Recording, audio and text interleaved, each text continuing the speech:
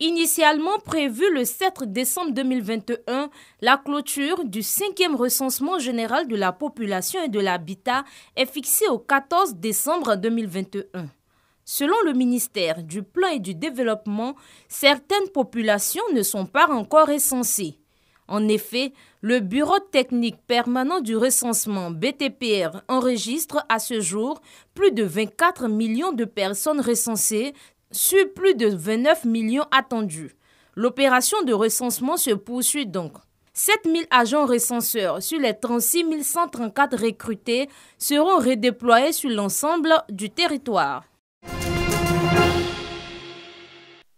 C'est à travers ces affiches et d'autres moyens de sensibilisation que les responsables de ces établissements dans la commune d'Abobo arrivent à maintenir les élèves dans les salles de classe jusqu'au 17 décembre 2021, la date conventionnelle indiquée pour les congés de Noël et de fin d'année. Nous sommes en classe parce que nous sommes en classe d'examen. Nous voulons avoir le BPC. Et pour avoir le BPC, qu'est-ce qu'il faut faire? Venir en classe, bosser, écouter ce que le maître dit. Nous avons arrêté de faire ça et arrêter de faire le délogement dans les autres écoles. Hier lundi, il y a le commissaire du 21e arrondissement d'Abobo qui est venu faire passer un message, qui est venu sensibiliser avec une ONG pour exhorter ces enfants-là à suivre les cours jusqu'au 17. Aller vite en congé n'arrange pas l'école ivoirienne. S'ils délaissent les classes et qu'ils sont dans la rue, nous ne pouvons pas finir les progressions et on ne peut pas les évaluer. Ça va agir jusqu'en cas de troisième pour le premier cycle, ça va agir jusqu'en terminale pour le second cycle. Et les examens seront très difficiles pour eux et les résultats seront très catastrophiques. Au lycée Nangui Abrogwa d'Adjamé, des activités permettent d'occuper les élèves et les amènent à rester dans les salles de classe.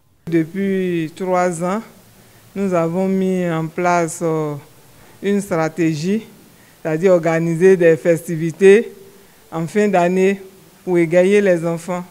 Donc en le faisant, ça les empêche d'aller en congé. Donc il y a un incroyable Noël qu'on organise pour cette année, c'est prévu pour le 16. Donc tout le monde s'attelle à la réalisation de cette activité. Il y aura des danses, des théâtres et puis un peu de sport. Rappelons que depuis quelques années, les écoles ivoiriennes font face au phénomène des congés anticipés et à des grèves occasionnées par des élèves.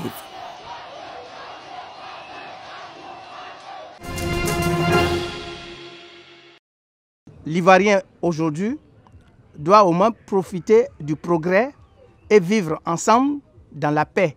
Tel est le rêve de Félix Houphouët-Boigny. C'est ainsi qu'il passe ses journées, à se souvenir de l'œuvre immense et des efforts de paix du président Félix Houphouët-Boigny. Dr Georges Keïguéhi, anthropologue, se présente comme l'un des enfants du père fondateur. Tant Félix Houphouët-Boigny a énormément contribué à sa réussite.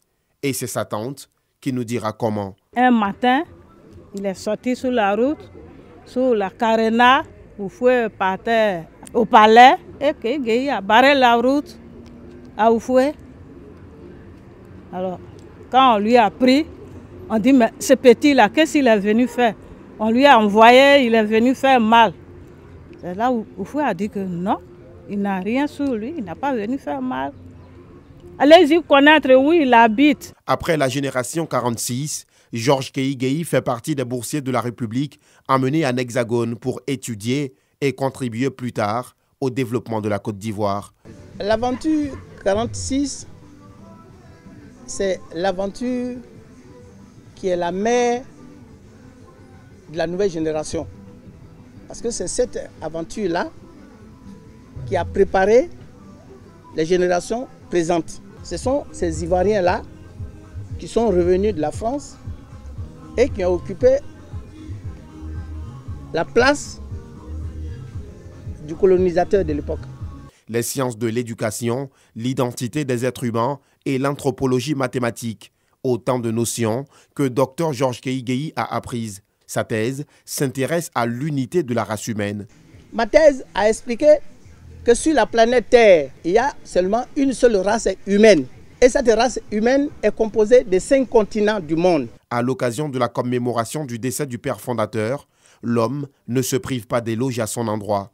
L'intemporel, légendaire, l'homme qui est unique du siècle et qui porte le noble nom et insalissable nom Soleil Félix Houphouët-Boigny.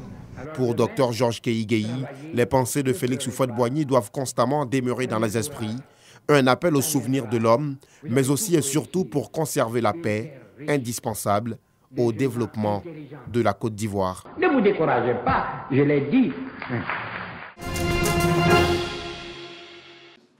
149 960 000 francs CFA. C'est le budget de l'année 2022 de la municipalité de Touba, dans la région du Bafing.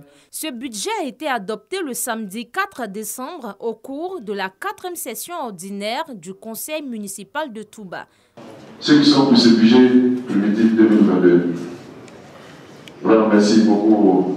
La rencontre s'est tenue en présence du préfet de région, du président du tribunal, des membres du conseil régional, des guides religieux, des directeurs régionaux et des associations de jeunesse. Le maire de la commune de Touba, Adama Doumbia, a saisi l'occasion pour rappeler aux populations la fin de l'opération de recensement général de la population et de l'habitat, avant de les exhorter à se faire recenser. En 2014, la population de Touba était estimée à 33 188 000 habitants. Festival Rap Ivoire, je suis fort. Le nouveau concept de la RTI pour mettre en valeur les rappeurs ivoiriens vient de naître. La RTI a décidé d'accompagner le rap ivoire pour revaloriser déjà nos artistes locaux. Ensuite, mettre en lumière leurs talents. Parce que nous pensons qu'ils ont beaucoup à revendre. Et cela leur permettra, n'est-ce pas, d'être au sommet du monde. Et ça, c'est pour bientôt.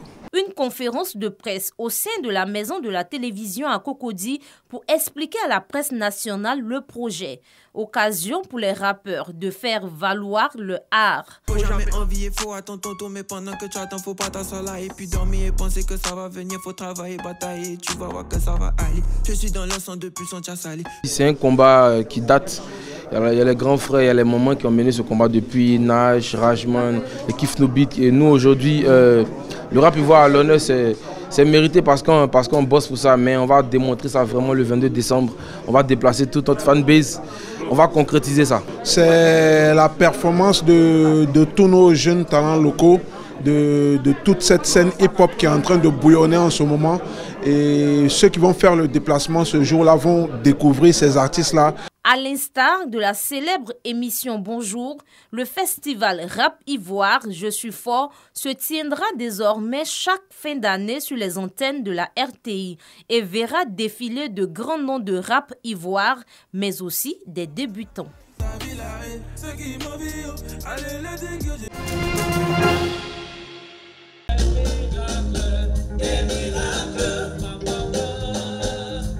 Nous sommes au cinquantenaire de la musique chrétienne. Les festivités sont ouvertes avec des sonorités qui ont permis de consolider la foi de nombreuses familles chrétiennes depuis des générations. Très belle initiative. Il est temps qu'on encourage aussi les chantres chrétiens parce que nous sommes, on peut dire, la lumière, hein, la lumière du monde, la lumière aussi du peuple. Et nous annonçons aussi la venue de Christ, nous annonçons aussi la solution qui est Christ pour l'humanité. Pour les initiateurs, cette cérémonie consiste à valoriser le caractère spirituel de la musique chrétienne. Il était important de marquer le coup, ramener, n'est-ce pas, les uns et les autres aux valeurs qui régissent donc la musique chrétienne. Et donc chaque année, nous organisons un grand événement, les Awards de la musique chrétienne. Et cette année, c'est normalement la 5e édition. Et cette 5e édition coïncide, par la grâce de Dieu, avec donc les 50 ans de la musique chrétienne moderne en Côte d'Ivoire. Selon l'histoire, c'est en 1971 que la première cassette a été enregistrée en Côte d'Ivoire avec le pasteur Moussa Diakité. Donc 1971-2021, la musique chrétienne moderne a 50 ans et il faut bien sûr célébrer donc ces 50 années d'évangélisation, d'édification, d'encouragement à travers la musique chrétienne. Une cérémonie meublée par des prestations d'artistes et des collectes de fonds pour des activités sociales.